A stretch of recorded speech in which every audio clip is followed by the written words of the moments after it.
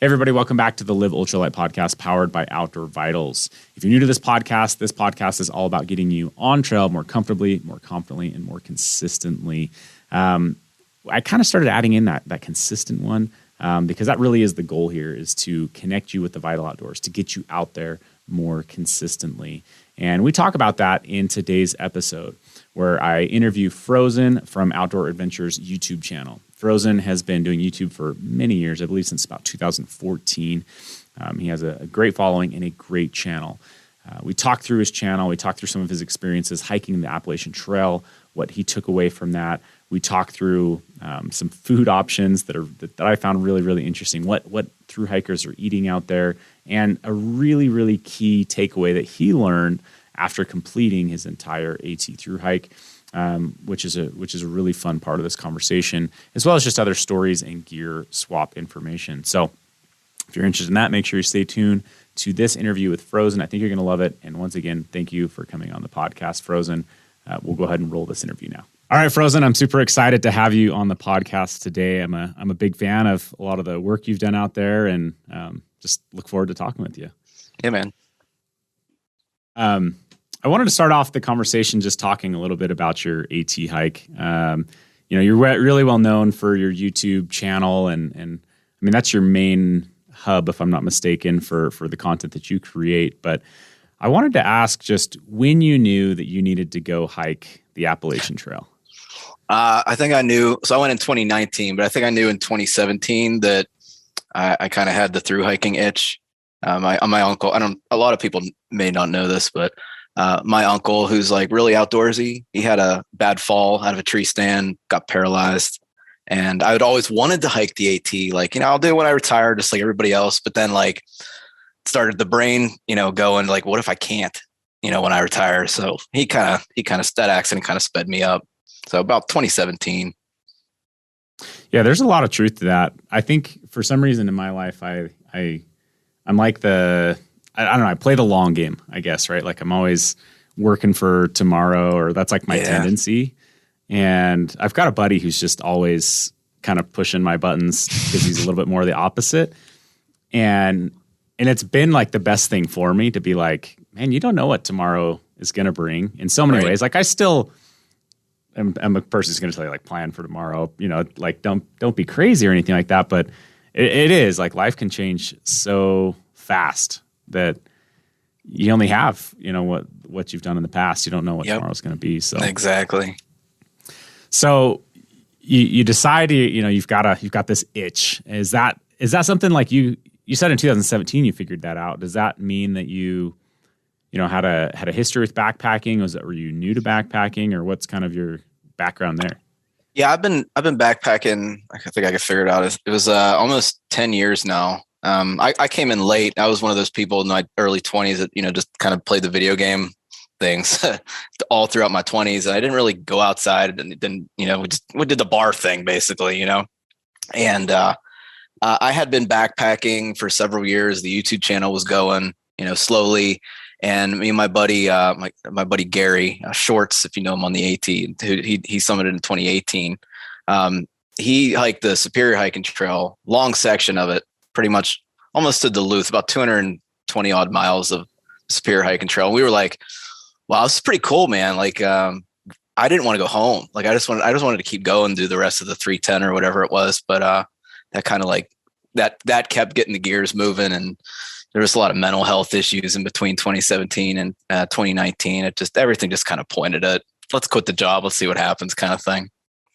Yeah. Was that like your first backpacking trip, or just like your first big backpacking trip? No, that was the first like big one. The first one over 100 miles. Gotcha.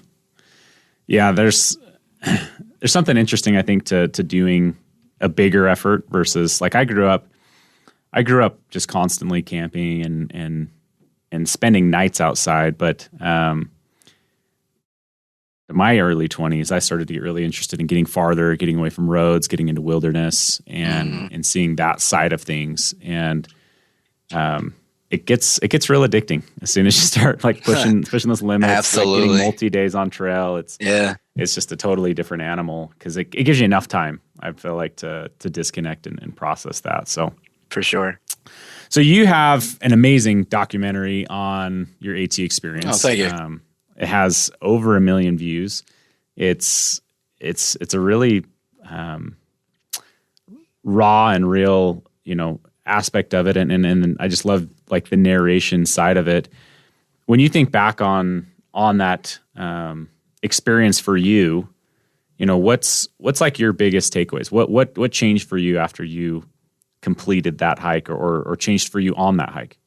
So, it's hard to pinpoint one major thing. It was so many, just a bunch of little things that I had to kind of sort out in my head. When I got to mid-Maine, like maybe 200, 300 miles away from Katahdin, right? Everything just kind of started clicking in me. I kind of realized I was being so envious of all these people around me. Social media is always thrown in our face, like, hey, this is where you need to be. This is what you need to be doing at this stage in your life. I was unmarried. I didn't have any kids. I lived alone in a small house. And I was just like, and that's okay. That's cool. That I'm where I need to be. Look what I'm doing. And I came home, got married, had a kid, moved to a different, bigger house. Like everything changed real quick. And it just, be happy for where you are in life and stop looking at other people's lives, because they're behind that Facebook screen. You know what I mean? And you don't know what's actually going on in their lives. Have you been able to hang on to that? Yeah, absolutely. I'm thankful every day for what I got here. What do you think you do that helps you like hang on to that? Because I've done social media fasts. I've kind of just like, I don't actually have either Facebook or Instagram, for instance, on my phone, but I'll open them in a web browser on my phone just to make it a little bit more hard. And because I don't want to spend my time there. And when I've done like complete, like nothing at all, right? Like no Facebook, no Instagram. I see like an immediate jump in happiness, in like focus, the ability to focus on things, like all these really, really good benefits. But then after like a month of it, all of a sudden I'm like, man, I'm on YouTube way more than I used to be.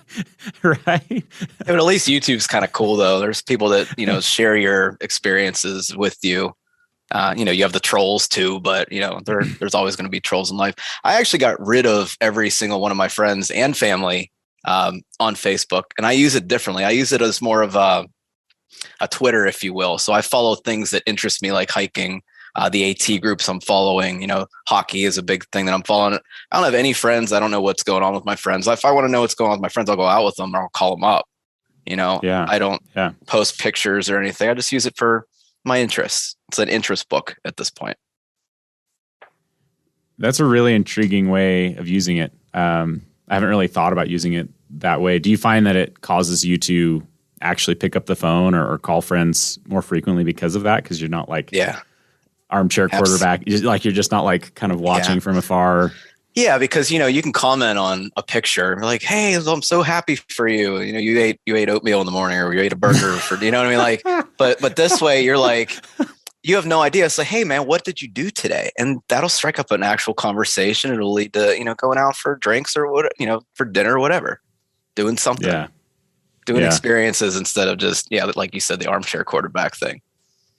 Well, and then the side benefit of that too is you're not. Because I think it's not the worst thing, but it is one of the worst things of social media, right? Like you've got the aspect on mental health and like the scroll, the dopamine hit every 2 seconds, type of thing. But you've also got this, whether you believe it or not, I've found with me, that you're constantly comparing. Like you're constantly comparing yourself to everyone else's highlights of their life, not the lowlights, not.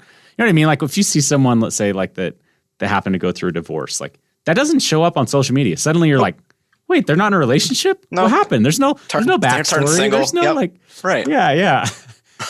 or anything like that, right? Like it's just one example. And I don't know if that happened to me, if I was in that situation, I might do the same thing. But the case in point is that it's all the highlights. Hey, look at this new truck I bought. Hey, look at this trip we went on. Hey, we're in Mexico. Imagine that, And then half the time they post, like people are going to post again and again about the same thing. And it feels like to you that they're always down in Mexico on the beach. And it's like, oh, it was one trip, one time, and you're like inherently doing this, processing this comparison, right? And I think so the way that you're using your social media, I think is really wise, really, really wise. And I mean, did you just come up with this on your own? Is that something you've done since the AT, or when did that? I was like, I'm still logging into Facebook. I don't got anybody here. There's like, just, crickets, chirping all around me. I'm like, I should follow like my hockey team. You know what I mean? And then I started adding hiking stuff and, other stuff that I'm interested in. And it's worked really well. And I wish more people would get into that. Yeah. It's kind of like my Reddit, but on Facebook. Right. Yeah. Where are you based out of then? I'm in Pittsburgh, Pennsylvania. Okay. So yeah, you're up there far north. You keep talking about hockey. I was just had me wondering. So where do you typically get out now? I mean, you haven't done another through hike since the AT, have you? Right. I have not. In fact, it took me, after I got back from the AT, it took me about a year and a half to get my knees straight. So I could hike again. Like I kept wanting to, and I'm like, this ain't happening, man. It hurt to walk up and down the steps. I think lack of stretching on the AT really screwed me up. But I am planning a 2024 PCT hike, hopefully March, depending on permits. So that's what the push is for now. Going back to that knee injury, because I think that's a factor for a lot of people, right? Working through injury or figuring out some of those things. And so for you, besides a lot of time off, has there been things that you've been able to pinpoint or do differently, whether it's stretching or training or, muscular, building certain muscles that are the problem or the triggers, right? Yeah, I do a lot of IT band stretches. I even have some videos out on my routine on the channel. As funny as it sounds, those in-home beach body workouts that people scorn at, they've actually worked really well for me. So I've been on like a P90X3 kick for the past 6 months. So just staying on top of any minor little thing that I feel on my overnights, my weekend trips, and just staying on that. I had to go back from a 36-mile trip overnight at one of my local state parks. And there's a couple things that I'm taking care of right now. So yeah, just staying on the little things before they turn into big things. Yeah. Yeah. I mean, I do want to circle back to just mileage. You're someone who seems to really be able to hammer out the miles, but I ran an ultra marathon last summer is a first one for me. And I wasn't right after that. Same thing, and I was having a lot of knee pain. But it wasn't just knee pain. It was so that muscle that kind of runs next to your shin on the front of your leg down there, it's called your tib, I believe. And it just at first I thought I had fractured shins. Like I thought that I almost, because I got off of that, and then the next week I went and we were starting our 100-mile Uinta Highline Trail. And I almost got x-rays before, because I was like, and I talked to a doctor and he's like, well, we would just tell you to not go, but you're not going to make it worse if you go. So I'm like, all right, I'll get the pictures after if I still feel like I need them. But yeah. So I went and then I just kind of kept expecting things to heal on their own, and they never did. Like they never did, never really got better. And so I started to, get more proactive about rehabilitating them, and ended up starting to do some stuff from the guy. He's fairly famous, the knees over toes guy. But he does these things called tib raises, and that has been like life changing to my knees.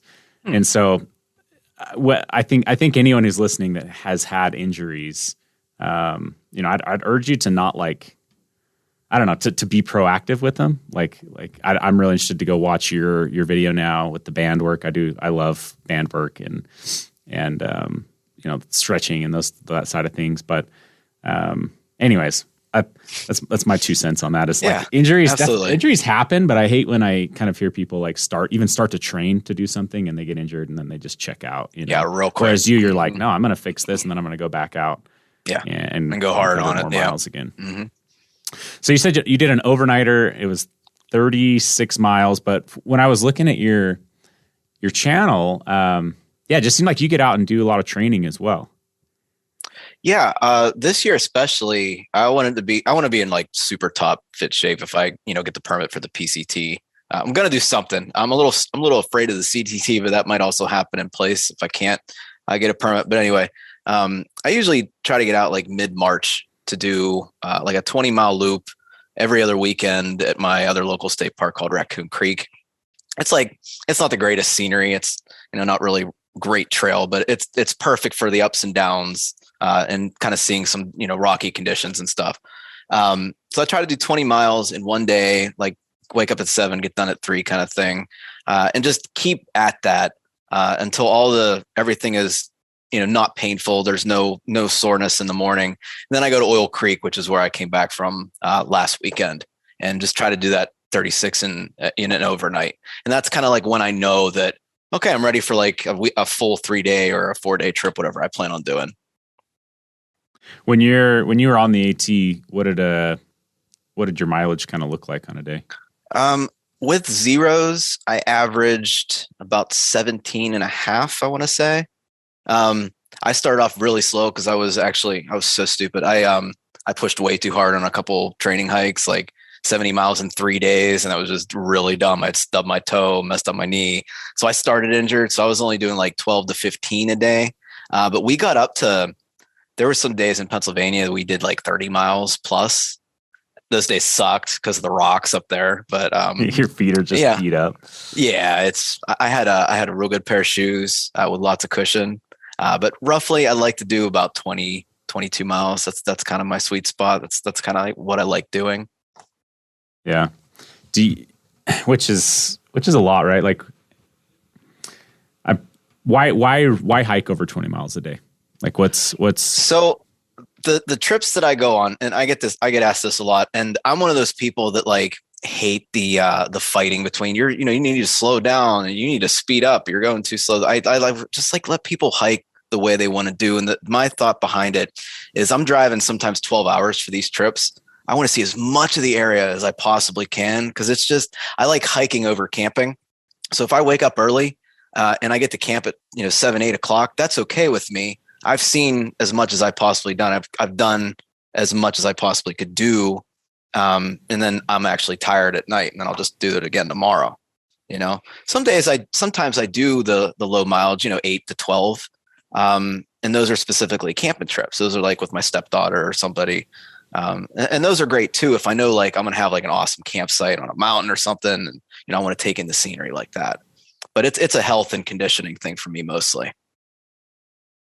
Yeah, I can resonate with that a lot. It's like between family and work and just responsibilities. Yeah. It can be really tough to get the amount of time you want. And then right. When you start upping your mileage, you start to realize like, hey, this trail is now possible, or this trail is now possible in the timeframes that I have. Right. And so right. I think that's been a big motivator for me. So it's actually one of the reasons I started to even trail run and some of that to train. When I was like, man, if I could do that kind of mileage, suddenly these trails that I thought were, I mean, like the Uinta Highline Trail, for instance, is a good example of that. I always thought that was like a 7 to 9 or 8 to 10 day trip. And because of that, it was always like, I don't know when I'll ever get to do that. I don't know when, but then it was like, well, if I could up mileage and get consistent enough and whatnot to do 20 plus miles a day. Now that's more like a 5-day trip. And I could make that happen. You know what I mean? I can make that happen. And so we did. And I think ever since that realization happened, it's opened up a world of additional trails and opportunities. Right. Right. Absolutely. Yeah, I don't know. I just thought that was interesting. I guess that you are training as well for these. So like right now, essentially you're training for some of these blitzes, I guess you could say, where you're driving and whatnot. But what will you do to train for a thru hike? Just the same thing I'm doing now, plus working out, getting the legs and the back good. You know what I mean? Just making sure I'm all stretched out while still going on trips as much as I can. Worked for the AT. So yeah. Yeah, right. When you start, will you start at going right back into 20-mile days, or do you think you'll try to start slower? From what I'm reading and watching on YouTube, the PCT is a little different where, it's a slow grade. It's graded for horses. So it's not like you're going like straight up rock scrambling in Maine. That's the only thing that I have in my mind that I've done. It's the only experience I have I've never hiked on the West Coast. It's always been on the East Coast. You mentioned the Uinta. I want to do that so bad, but I want to take a buddy with me on the plane, just to kind of share the experience.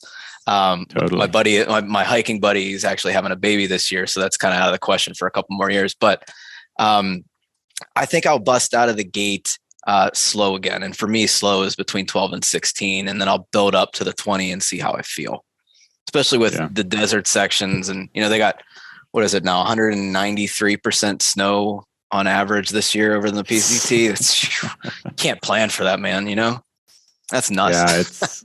Yeah, it's gonna hold us out of the high country for a while. It's gonna be rough. We're just looking at a trip in June into the Uintas, and it's like and another trip, into the Sawtooths in July, and it's like we're gonna still have tons of snow. I mean, it'll be interesting. I think right now, in our local area, we're like at 230 or something like that percent snowpack of normal, and so it's pretty wild.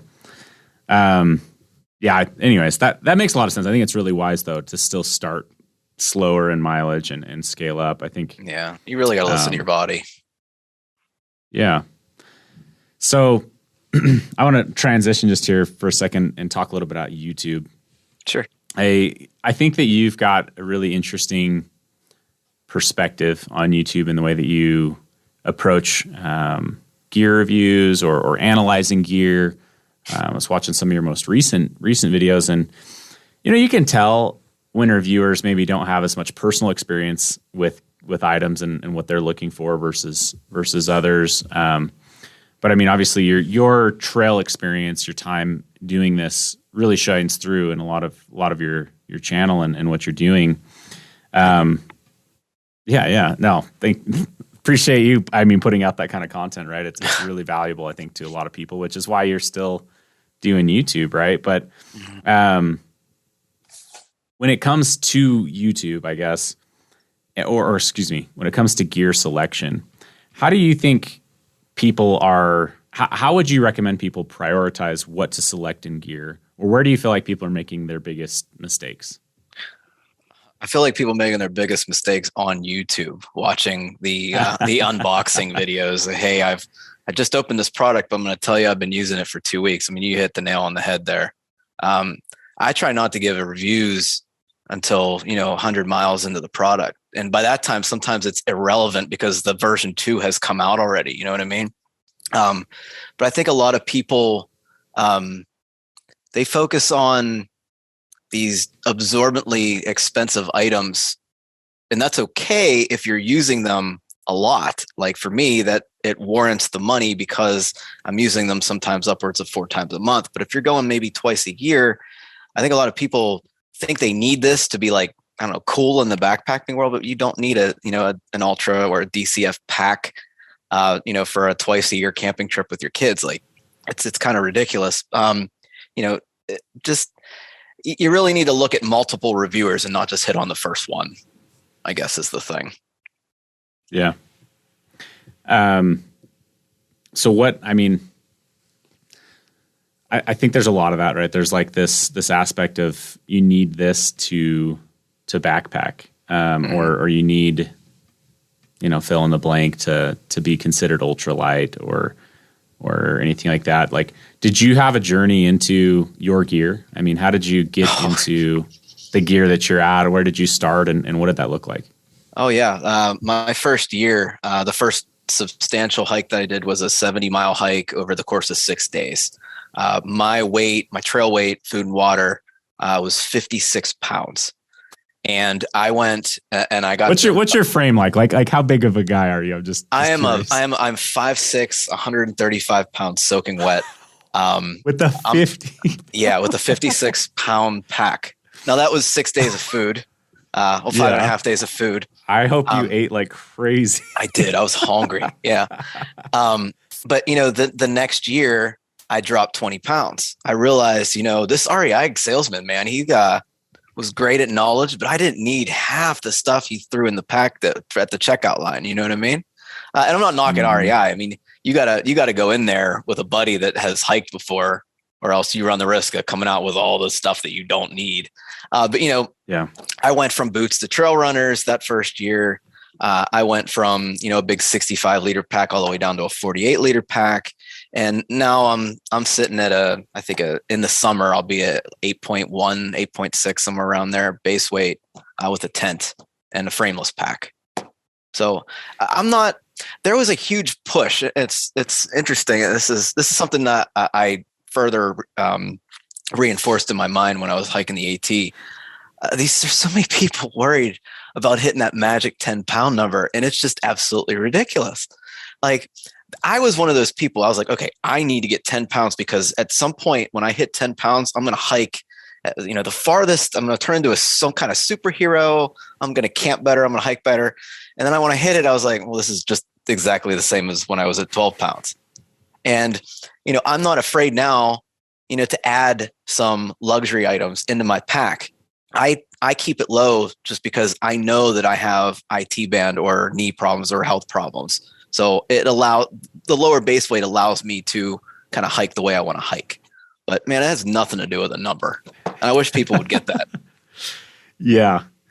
Well, and I want to come back to that. Where do you think people should, because like you start at 56 pounds and it didn't sound like you were recommending that, but maybe to just set the story straight, where should be a good starting point for someone? Because, right, like a lot of times you're spending more money to save weight, like some of the time, right? But like, where's a healthy place to start where you're not too heavy, but you're not going out on like a crazy limb of I need a DCF tent and backpack and toothbrush? I think between 14 and 18 pounds, I think anybody can do. Starting out of the gate. You just got to be real careful with your gear selection and buy the backpack last. Get your gear first, see what you need, put it in your pack. And then when you get back from a trip, everybody gives this advice, get back from the trip, lay out all your gear. What didn't I use? What's safe to get rid of? And then don't bring it the next time.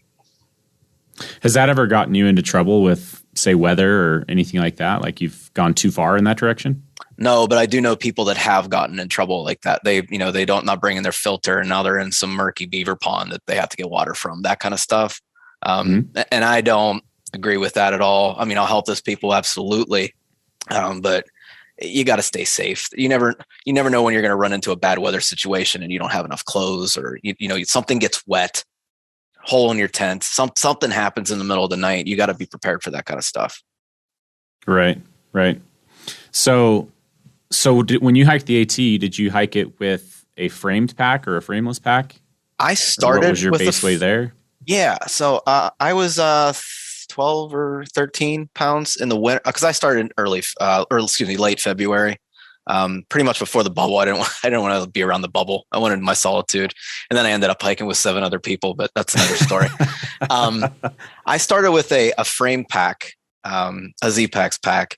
And then I moved on to when I got rid of my heavier like winter quilt, my 20-degree quilt, my jackets, I moved down to a frameless pack somewhere around Virginia or mile 700. Mm-hmm. In your mind, really well the whole way up. Yeah. In your mind, what was the benefit of jumping to that frameless? It dropped me by another 1.5 pounds or a pound, I guess you should say. The half was, the quilts and the jacket and everything. Really no benefit. I'm a sufferer of a lot of chafing. So not having the hip belt, not having the back, the frame on the back, like right above your butt, that it just lets everything breathe down there. And that's honestly why I do frameless now. I hate having a hip belt. Interesting. I mean, a factor of when you're hiking that fast too, like it can free up your hips a little bit more for motion, right? Right. It's interesting. I mean, I don't do a lot of frameless stuff. We do have a pack that's all of our frames are removable in our packs and stuff, but we have one pack that's specifically going to be a frameless pack. It's a fast pack. Cool. And it's in Utah, it can be tough because it's so dry, right? Like that's a factor for us out here. Like, so I went and did 100 miles on the AT last summer. I went to trail days and then just hopped on the trail for a bit. And man, it's embarrassing, but I mean, we didn't have Far Out. We didn't use the app, which was a mistake. By the end, you're like, oh man, this is good. Like personal Sherpa on the trail before like it's so good. And so I think when we were carrying, I'm pretty sure at one point I had 4 liters of water in my pack. I've done that in Frameless, yeah. Yeah, and I wasn't even in a Frameless pack, but it was just so silly. By the time we were to the end, it's like 1 liter, 1.5, 2 liters. Like that was adequate. And I mean, you can still get into trouble that way if you don't know the water situations. Yeah. But it was drastic because for the most part, unless I'm using that fast pack, it's like I'm still using a frame because you can just be loaded up on water a lot out here, food, water. But so take me back through, like you get your base weight down to now 8 pounds, but sometimes you're adding in a luxury item. What's a luxury item look like to you? What is that? Like I'll take the tent and I'll swap it with a hammock, put a under quilt in there because I sleep way better in a hammock than I do a tent. I actually I take the tent a lot now because of the PCT hike. I want to kind of I know nothing about dealing with condensation in tents. I've been in a hammock with a tarp for the past 6 years, so I'm like the biggest noob with a tent. But I'm learning. I've done 2 years of tent or 3 years of tenting now, so that's one of the items. Maybe. Yeah, there's not really a lot of luxury items back here. I'm just trying to look and see at this point. Bridge hammock, for instance. I would love to take the bridge hammock out. It's back in the corner over here. But it has spreader bars. So those spreader bars aren't light, and the hammock's also really bulky, but that would be like a luxury item just to be able to try that out on a weekend trip. Something like that. Yeah, I was wondering if you're going to say like a full toothbrush instead of a half toothbrush. Oh, I carry the full travel toothbrush. I'm not one of those people that cut my bamboo in half. Nah, not like that at all. Yeah, I mean, back to your original point though, like it's so easy to compare base weights and get fixated on these numbers too. Yeah. But even your size can factor that, right? Like I'm 6'2", and so I'm a long wide on every pad. I'm a long wide on every, if there's a tall option, a lot of times I'm picking a tall jacket option, and and all those little touch points add up too. And then seasonality, right? Like when you're starting in February, that's totally different than these 8-pound base weights that maybe are getting clicks and views on YouTube. That's a summer base weight in lows of 40 and 50 degree temperatures. So I think really the most valuable, I say the only comparison worth doing in life is to compare yourself today versus yourself of the past, right? So I would agree with that. Personally, I usually will get my base weight down to about 10 pounds, and then I'll add in luxury items. And a luxury item for me could be a fishing pole. It could be I got one of those. A pair of binoculars or a monocular. It could be hey, I'm going to bring a Helinox chair because we're not doing as many, like a high mileage trip or something. I might actually be sitting at camp for once, or something along those lines. But I do love to, at least in like summertime, be down at that 10-pound range, and then give myself, because I'm kind of the same, like between 10 and 12 pounds. A lot of times it's not super perceivable, and so it's. If there's things that make a difference, I mean, bring them. Don't get so fixated on it. Absolutely. If you need an extra jacket or something, or a heavier jacket, I should say, there's a chance it might get down to 20 or something ridiculous, Right. Don't just rock your hoodie or something.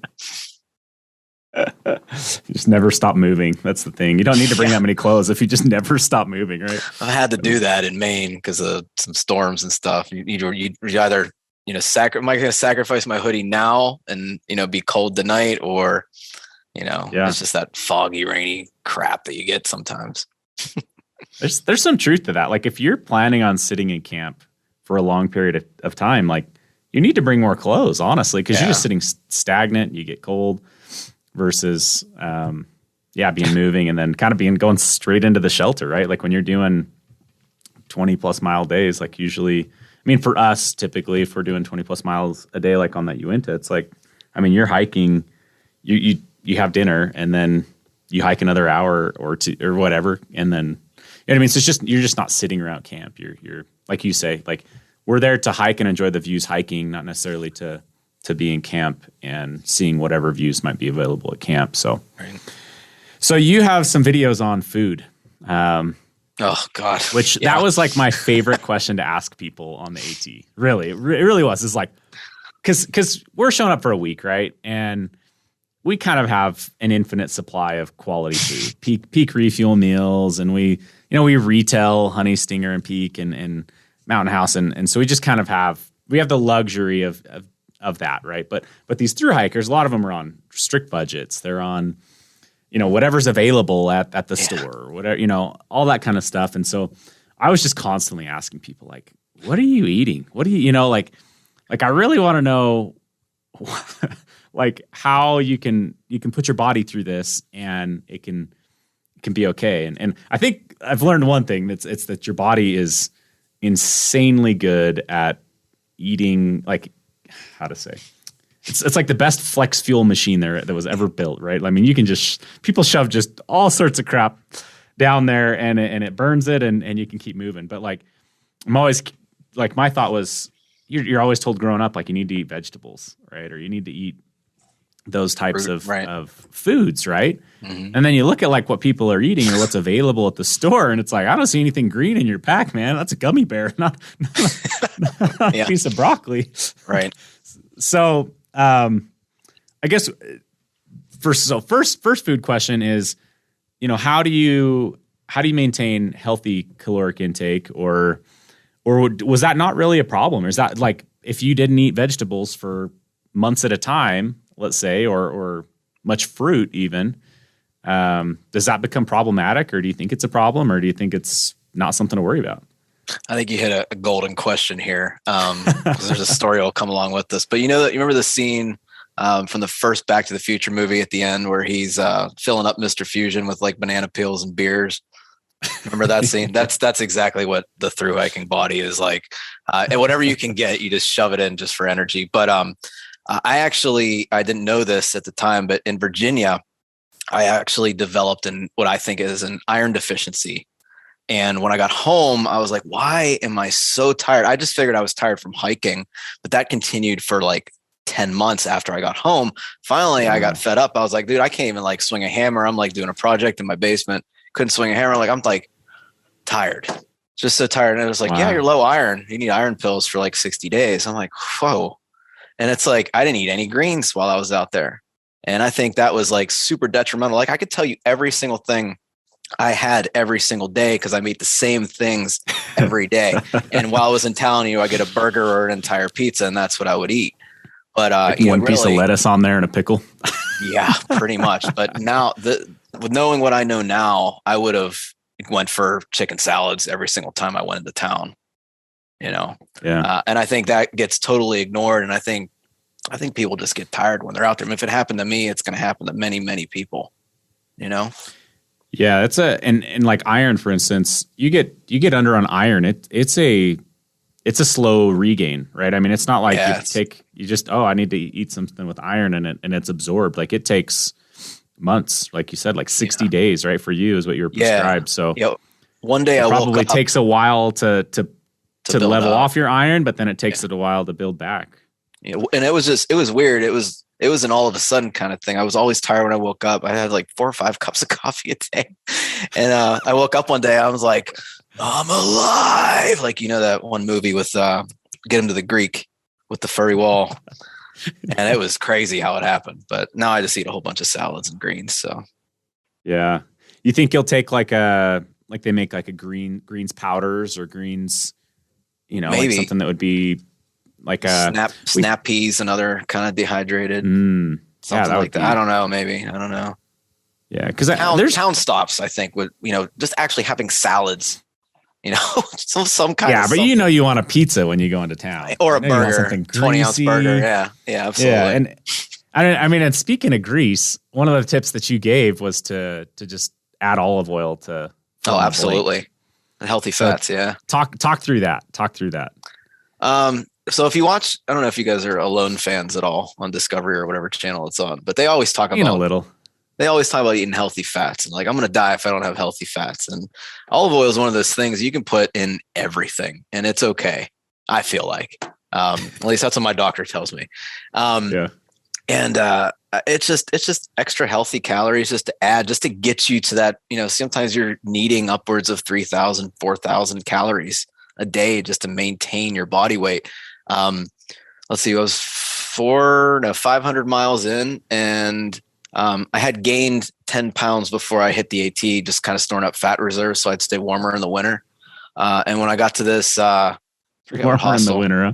A little bit, just because I'm nothing. There's nothing to me. I had to put on something just to stay a little bit warm. And it worked. It totally worked. But I got to the Mountain Harbor Hostel Station 19, Route 19. I forget what state that's in. But I had lost 9 pounds. And I'm like, dude, how is that even possible? I've been eating like a fiend. I've been eating 20-ounce burgers and hot springs and like getting milkshakes and stuff. And I still lost all this weight. It's just incredible how much you need to eat. So the olive oil definitely helps, even if you can get a tablespoon in every meal, or teaspoon, I should say. Yeah. I know that like watches and stuff aren't like the most accurate things ever, but when I go out and we're doing like big days and stuff, I'll break 5,000, 6,000 calories burned in the day. Mm-hmm. And like, you can't eat that much food. I mean, that's hard unless you're like training your gut to eat that much food. I've only really talking to a few guys who can eat that much food on trail. And they're like FKT guys that have like, they're like, you know what I mean? Like Joshua Perry set the FKT on the PC. Yeah. That's one of the episodes I saw. Yeah. Yeah, and I mean he's eating 12,000 calories a day. Yes, but like 6,000 of those calories are M&Ms and gummy bears. Yeah, But anyways, like I don't think you can out eat that like your caloric burn when you're actually hiking. Like if you're doing like 5 miles or 10 miles. Oh yeah, nothing. Yeah. But when you're doing 20, like that means you're in motion so much of the day. You're on your feet so much of the day. So it makes a ton of sense to add that. I mean, it's cheap. It's convenient. There, like you can find olive oil so many places. I think that's a really, really solid tip for sure. So, I mean, speaking of that, how much did you ever track? Like, let's say by the end of it, how many calories you were eating in a day? Did you care about that, or how do you know how you're doing? I probably did at one point. I don't remember what I could tell you every single thing I had, starting from Pennsylvania on, because I had it every day. I was the same. It was just made resupplies easier. You know what you were missing. You know what you needed to get. At some point I did count the calories and okay, this is where I need, but I ended at 140 pounds. So I lost 10. But since that Route 19 stop where I lost 9, it was pretty dead even the rest of the way. And we're talking thousands of miles at that point. Yeah. That's impressive. That's really impressive. Describe to our listeners. I don't think I've ever talked about this because I don't eat them personally, but what is a ramen bomb? Oh, ramen bomb. And how often did you eat those? I didn't eat them often because I was kind of sick of them, but even before the trail. But basically, a ramen bomb is it's instant mashed potatoes and ramen noodles and whatever you kind of have laying in your pack, whether it be like some M&Ms or people do a whole bunch of different things. I just kind of stuck with the ramen noodle, the flavor packet, and the instant mashed potatoes. And you're looking at 800, 900 calories for a little Ziploc bag full of that stuff. Lots of carbs in that. Did you feel like, lots of carbs. Do you feel like it was tasty or no? The first couple times I had it, but it gets old real quick. Yeah. Like I would add, my main sustenance out there were rice and pasta north sides. And then if I added too much water, I would always have 1 or 2 instant mashed potatoes of different flavors. And I would add that in just so it wouldn't be watered down. And that worked really well to get the calories in the olive oil, like I said. Yeah. Yeah, I feel like whenever I try to eat ramen or even the instant mashed potatoes, they can make me feel full really fast. And then it's just like 2 hours or an hour later, I'm like starving. And I don't know if that's just a me thing, but maybe if you combine ramen and mashed potatoes, maybe it sticks with you a little bit longer. Okay, last thing. Well, not last thing, but I'm gonna shift off food here for just a second, and I want to have and you can say pass if you want on this, but oh boy, I'm interested in this. I feel like I should have tried this a long time ago, and it's just I don't know. I'm not being proactive enough to get one ordered up and try this, but you now use a bidet. I knew that was coming. Yeah, I did. Yes. So we'll totally talk about it. No, we'll totally talk about it. Let's go. In fact, I think I'm gonna get on this.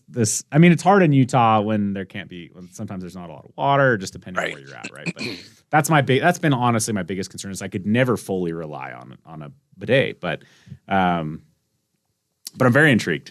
I spent quite a bit of time in Malaysia, and over there, I mean, it was here's a cup and a bucket of water type of thing, and now we've got fancy toilets. I without sounding too privileged, which I feel really privileged when I was talking about food and how like I kind of have like can kind of pick whatever food, and I'm very lucky for that, right?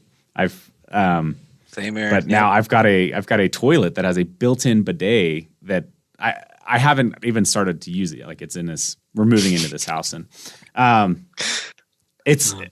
don't know how I feel about it. Like I sat on it just to make sure it even worked, and I was like, okay, this is going to take some getting used to, you know? It's like it sure does. Yep. Yeah. Anyways, back to a trail bidet, which is affordable. Why have one? Should people give this a shot, or do you think that they should be like? Because I feel like if I brought it up in my office, right, with my team of like, let's say 5 guys that I pitched this to, I feel like one would be like maybe, and the other 4 would be like, you're freaking crazy. Don't like I'm kind of saying like, we'll see how many listen to this, but I'm probably going to take one and just tell no one on my team. You know what I mean? Just use it. Absolutely keep it secret. Yep. Absolutely keep it secret. Anyways, you're still using it. So why? Why are you still using it? What do you like? So not to get too in depth or detailed here. I just don't like the whole experience of pooping in the woods. It's just never something. I mean, I don't think anybody well, some people really enjoy it way more than they should, but for the most part, I think most people like kind of dread it. It's the whole digging the cat hole, and then backpacking food is not the easiest food to come out, right? If you can squirt water back there and clean the majority of it up, right, without toilet paper, without making a mess, and you can really aim over the cat hole. It's just it's so hard to tell someone unless they've tried it. I did. It was like, nah, I'm only going to try this because this one subscriber told me to try it. And I'm always open to trying new things on the trail because it's the things that you don't try that you usually you end up enjoying the most. But it's completely changed, chafing issues for me because you're always clean back there then. You don't have to rely on wet wipes, which you have to pack out anyway.